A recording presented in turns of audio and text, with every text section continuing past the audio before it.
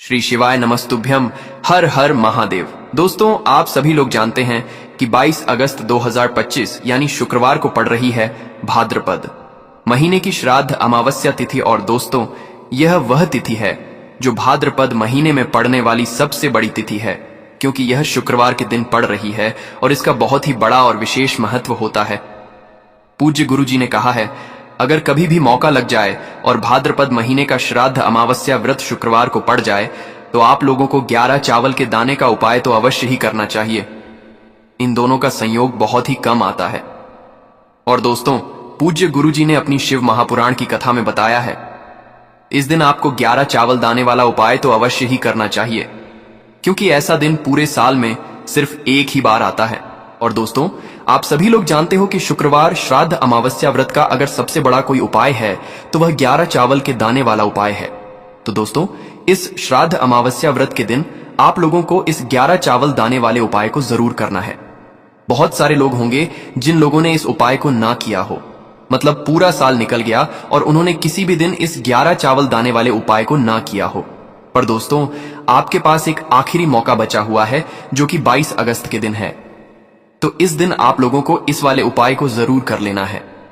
भले ही आपने पूरे साल भर इस उपाय को ना किया हो, पर अगर आपने इस भाद्रपद महीने के श्राद्ध अमावस्या व्रत के दिन अगर इस वाले उपाय को कर लिया तो आपको इस उपाय को करने का वह फल मिलेगा जिसकी आपने कभी कल्पना भी नहीं करी होगी।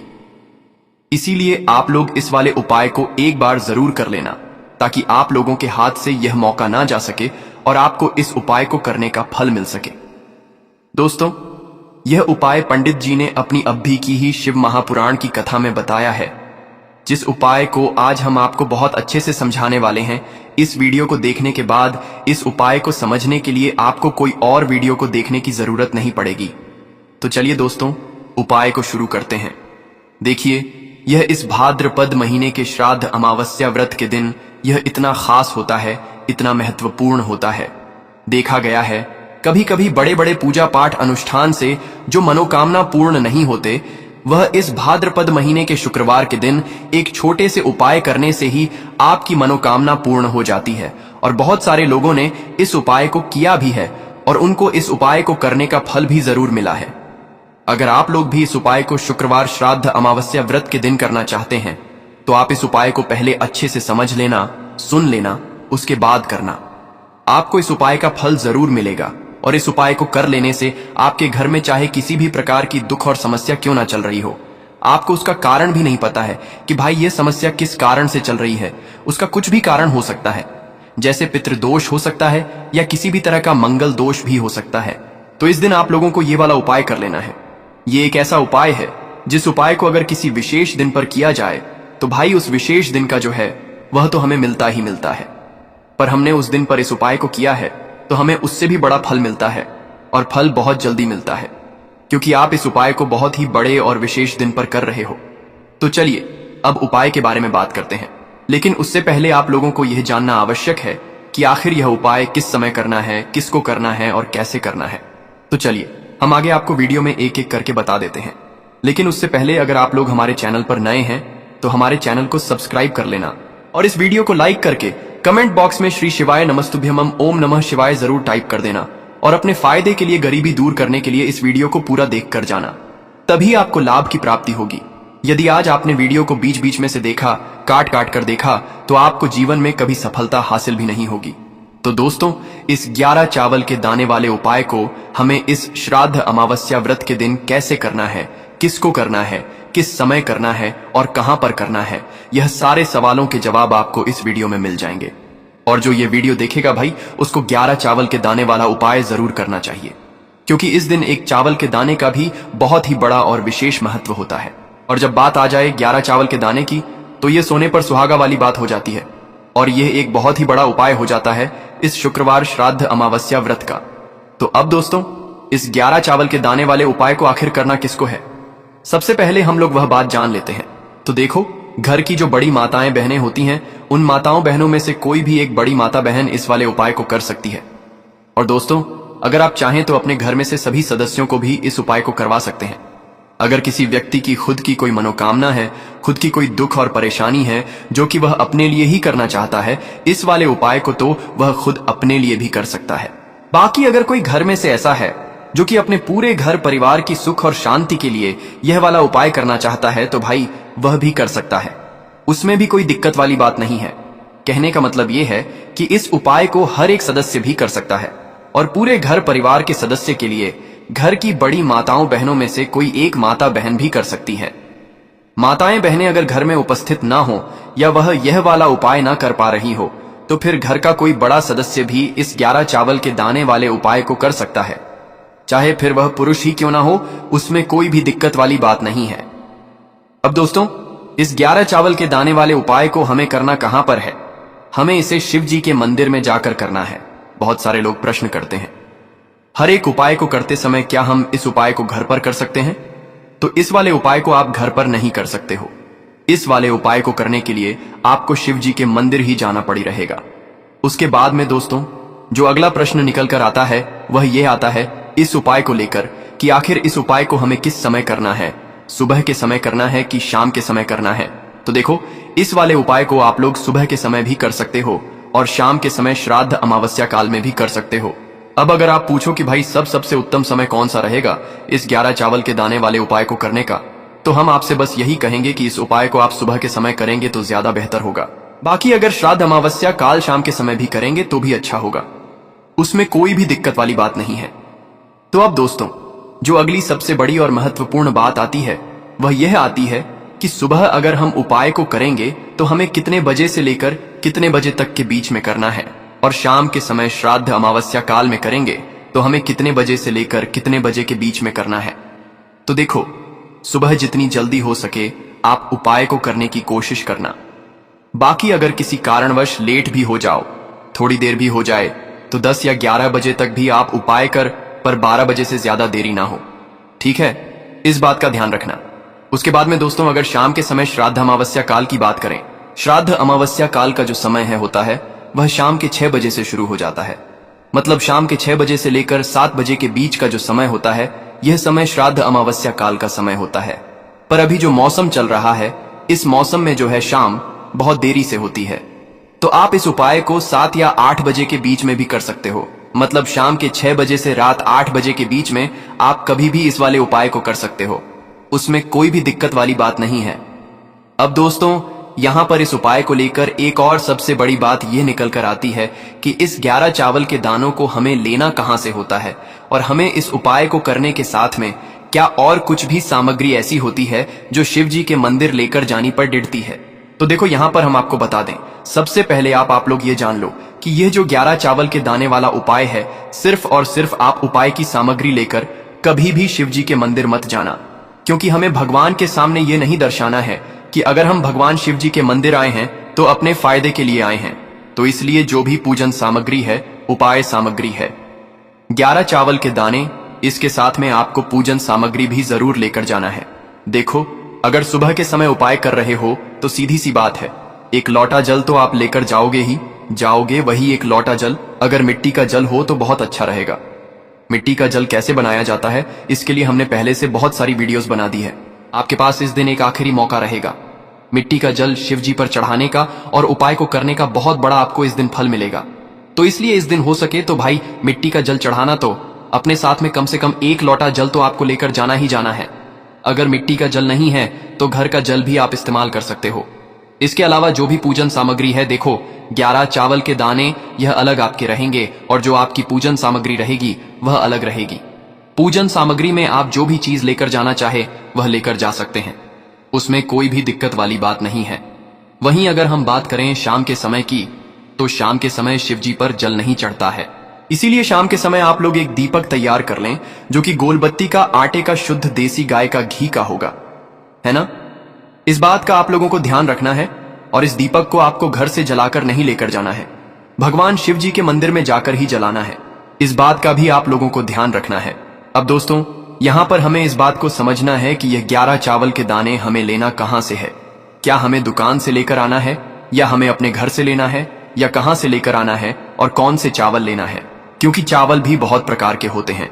तो देखो, इन सभी सवालों के जवाब आप लोग एक बात में सुन लो कि भाई ये जो उपाय है, इस उपाय में आपको ये नहीं देखना है कि भाई कौन से चावल है, कौन से चावल नहीं है।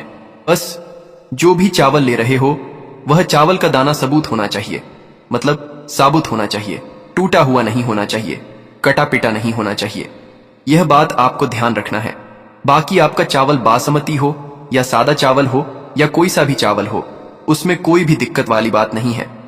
तो सीधी सी बात है कि आपके घर के रसोई घर में जहां पर आप भोजन बनाते हो, वहां पर जो भी चावल आपके उपस्थित हो, उन चावलों में से अपनी एक कटोरी भर लेना या एक मुट्ठी चावल अलग से निकाल कर रख लेना, क्योंकि हम 11 चावल ही यहां पर इस उपाय में लेने वाले हैं।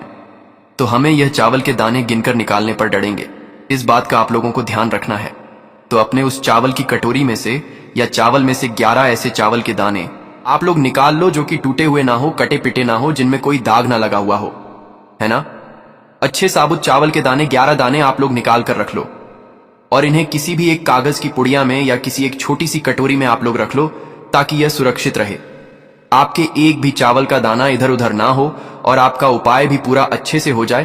तो भाई जैसे ही आपका उपाय की जो सामग्री है, 11 चावल के दाने, ये तैयार हो जाते हैं। उसके बाद मैं आपको जो भी अपनी पूजन सामग्री है सुबह के समय कर रहे हो, तो एक लोटा जल या पूजन सामग्री जो लेकर जाना चाहो उसकी भी तैयारी कर लेना। और शाम के समय जा रहे हो तो भाई अपना जो दीपक है उसे तैयार कर लेना, ठीक है। और उपाय को करते समय शुद्धता का विशेष रूप से ध्यान रखना, ठीक है। सुबह सुबह स्नान करने के बाद ही उपाय को करने की आप लोग तैयारी करना। उसके बाद अगर शाम के समय की बात करें तो शाम के समय आपको स्नान करने की जरूरत नहीं है, पर शुद्धता का ध्यान रखना है। आपको स्नान तो नहीं करेंगे, आप हाथ मुंह धोकर भी इस वाले उपाय को शाम के समय श्राद्ध अमावस्या काल में कर सकते हैं, इसमें कोई दिक्कत वाली बात नहीं है। तो आप अपने उपाय की पूरी सामग्री तैयार करके आपके पास ही में जो आपका शिव मंदिर हो वहां पर पहुंच जाइए। सबसे पहले शिव मंदिर में जाकर आप लोगों को उपाय नहीं करना है, पहले भगवान के दर्शन करना है, भगवान से आशीर्वाद प्राप्त करना है, फिर शिव जी के शिवलिंग के पास में आना है। शिवलिंग के पास में आने के बाद आप जो पूजन सामग्री लेकर आए हुए हैं, जैसे कि सुबह गए हुए होंगे, तो एक लोटा जल और जो भी पूजन सामग्री लेकर आए हैं आप उनसे भगवान शिव जी की पूजन कीजिए। सबसे पहले तो एक लोटा जल ही चढ़ेगा, उसके बाद में आपकी पूजन सामग्री चढ़ेगी। उसके बाद में अगर दोस्तों शाम के समय अगर आप इस उपाय को कर रहे हो तो अपने साथ में कम से कम एक जो दीपक है गोल बाती का जो आप अपने साथ में लेकर गए हो, उस दीपक को मंदिर में जाकर अपनी माचिस से जलाना है और उस दीपक को शिवलिंग के पास में रखना है, ठीक है। इस दीपक को रखने के बाद ही आप लोगों को अपना यह वाला उपाय शुरू करना है और दीपक को ज्यादा पास में मत रखना, वैसे भी गर्मी पड़ रही है। भगवान शिव जी को आंच नहीं लगनी चाहिए, है ना। तो भाई जैसे ही आपकी पूजा अर्चना हो जाती है, आप भगवान शिव जी को प्रसन्न कर लेते हैं, उसके बाद में शिवलिंग के पास ही में आप कहीं पर बैठ जाइए। सामने या आसपास जिस जगह पर आपको बैठना हो वहां पर बैठ जाइए और अपने वह 11 चावल के दाने अपने सामने निकाल कर रख लीजिए, क्योंकि अब यहां पर उपाय को यहां पर करने की आपको तैयारी करना है। और इस तरीके से जब आप उपाय करेंगे, पूजन सामग्री करने के बाद, पूजन अर्चना करने के बाद, तो आपको उपाय का फल बहुत जल्दी और बहुत बढ़ा होकर मिलेगा। तो अपने 11 चावल के दाने अपने सामने निकाल कर रख लेना और यह जो उपाय है यह आपकी सीधे हाथ की हथेली से होगा, इसीलिए इस बात का भी विशेष रूप से ध्यान रखना है। तो सीधे हाथ की हथेली का प्रयोग करके ही आप लोग अपना इस वाले उपाय को करना। अपने सामने जो भी आपकी कागज की पुड्डियां हैं उसको खोल कर रख लो, या कटोरी है तो भाई उसे अपने सामने रख लो और अपने वह 11 चावल के दाने निकाल लो, ठीक है। उसके बाद में दोस्तों अब आपको क्या करना है कि शिवलिंग आपके सामने होगी तो आपने वह 11 चावल के दाने एक एक करके आपको शिव जी के शिवलिंग के ऊपर चढ़ाना है। कहां पर चढ़ाना है? शिवलिंग के ऊपर चढ़ाना है और कहीं पर भी नहीं चढ़ाना है। आपको अपने हथेली से तो शिवलिंग के ऊपर चढ़ना है, भले ही फिर वह अपने आप जलाधारी पर गिर जाए या मतलब वहीं पर गिर जाए, उसमें कोई दिक्कत वाली बात नहीं है, पर आप चढ़ाओ शिवलिंग के ऊपर ही। तो आपको क्या करना है? अपना पहला चावल का दाना उठाना है, श्री शिवाय नमस्तुभ्यम बोलना है और शिवलिंग पर चढ़ा देना है। इसी तरीके से दूसरा चावल का दाना उठा है, शिवलिंग पर चढ़ाना है और मंत्र बोल देना है। और फिर तीसरा चावल का दाना उठाना है, श्री शिवाय नमस्तुभ्यम बोलना है और चढ़ा देना है।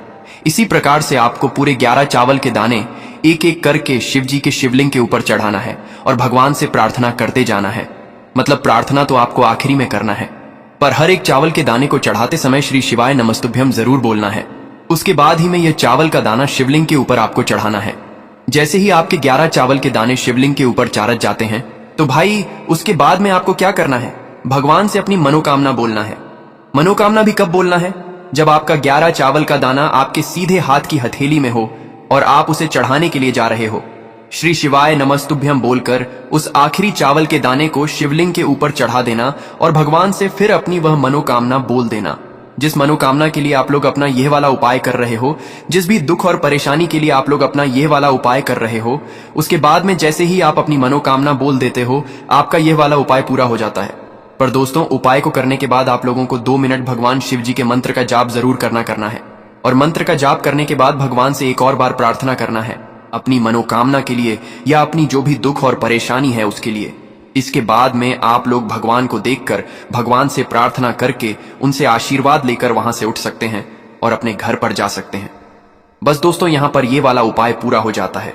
इस तरीके से जो भी व्यक्ति छोटी छोटी चीजों का ध्यान रखते हुए इस 11 चावल के दाने वाले उपाय को करेगा, निश्चित सी बात है उसे उसकी मनोकामना जल्द ही पूर्ण होगी और जो भी दुख और परेशानी है वह भी बहुत ही जल्दी दूर होंगे। और दोस्तों, अगर आपको हमारी यह वीडियो पसंद आई हो तो हमारे इस वीडियो को लाइक और चैनल को सब्सक्राइब जरूर करें। हर हर महादेव, ओम नमः शिवाय। आपको लेना है एक गोल बाती का दीपक। आप चाहे तो मिट्टी का ले सकते हैं या फिर घर से शुद्ध आटा मढ़कर उसका दीपक आप तैयार कर सकते हैं। इसके बाद आपको लेना है शुद्ध गाय का घी। अगर वह नहीं है तो कोई भी देसी घी इस्तेमाल कर सकते हैं जिससे आपको दीपक प्रज्वलित करना है। देखो, अब यह सब सामग्री लेकर आपको जाना है। श्राद्ध अमावस्या काल में आपके घर पर तुलसी जी के घेरे के पास में देखो, यह उपाय तो आपको अवश्य करना है। देखो, वहां पहुंचकर सबसे पहले वह दीपक आपको प्रज्वलित कर देना है और ओम नमो भगवते वासुदेवाय नमः का 11 बार जाप करना है। उसके बाद आपको अपने सीधे हाथ में थोड़ी हल्दी लेकर उस दीपक में अपना नाम और गोत्र बोलते हुए डाल देना है। उसके बाद माता लक्ष्मी से आपको प्रार्थना करना है कि हे महालक्ष्मी, हमारी सभी दुख तकलीफों को दूर करो। हे महादेव, हमारे सब दुख कष्टों को खत्म करो। इस भावना से आपको यह उपाय करना है। चलिए अब बात कर लेते हैं दूसरे उपाय की। दोस्तों, आप सभी जानते हैं कि सोमवार का दिन समर्पित होता है भगवान महादेव को, यानी कि भगवान पार्वती को सोमवार का दिन समर्पित होता है। और जब भी हम शिवलिंग के ऊपर कोई भी उपाय करते हैं तो इससे हमें एक साथ भगवान महादेव की और पार्वती की कृपा प्राप्त हो जाती है। तो दोस्तों, यह थे पूज्य गुरु जी द्वारा बताए गए कुछ बहुत ही खास उपाय। अगर आपको जानकारी अच्छी लगी हो तो वीडियो लाइक करिएगा। मिलते हैं फिर एक नए वीडियो के साथ। श्री शिवाय।